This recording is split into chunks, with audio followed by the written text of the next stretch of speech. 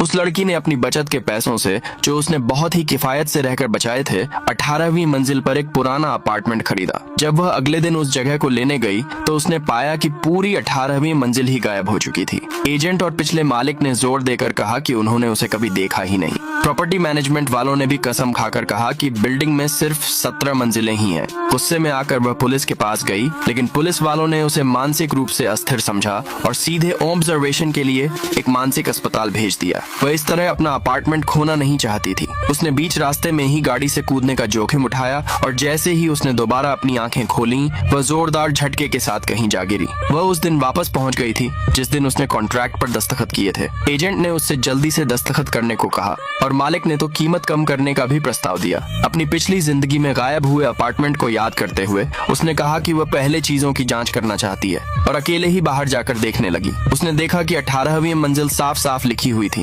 और 18वीं मंजिल के लिए लिफ्ट का बटन भी पूरी तरह से सही सलामत था। वो पहले नीचे पहली मंजिल पर गई, फिर एक एक करके सारी मंजिलें गिनते हुए वापस ऊपर चढ़ी और इस बात की पुष्टि की कि 18वीं मंजिल सच में मौजूद है। एजेंट वहाँ का सबसे बड़ा सेलर भी था और मालिक ने भी खुशी खुशी उसे डिस्काउंट दिया था। उनके पास उसे धोखा देने का कोई कारण नहीं था। फिर भी ये सोचते हुए कि पिछली जिंदगी में उन दोनों ने हर बात से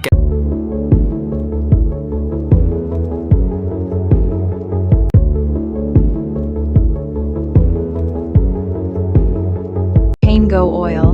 Say goodbye to joint pain. ऐसे इनकार कर दिया था, उसे शक हो रहा था। उनके हाव भाव भी नकली नहीं लग रहे थे। एजेंट ने उसे चेतावनी दी कि अगर उसने अब पीछे कदम हटाए तो उसे 30,000 का जुर्माना देना पड़ेगा। वह इतने अच्छे दाम पर मिल रहे अपार्टमेंट को छोड़ने का जोखिम नहीं उठा सकती थी। अपनी सुरक्षा के लिए उसने अपना फोन निकाला और रिकॉर्डिंग शुरू कर दी।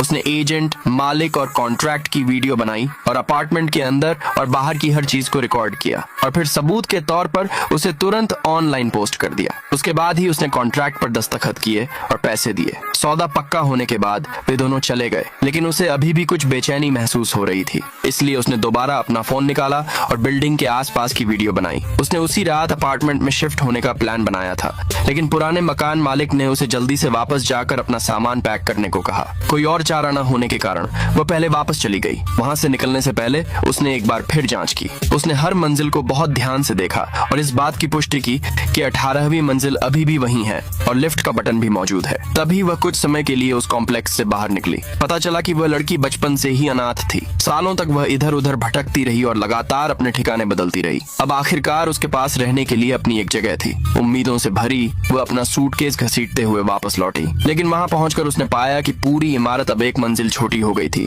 और जो 18वीं मंजिल कभी वहां हुआ करती थी वह जैसे हवा में ही गायब हो गई थी। अगले भाग के लिए नीचे कमेंट में यस लिखे।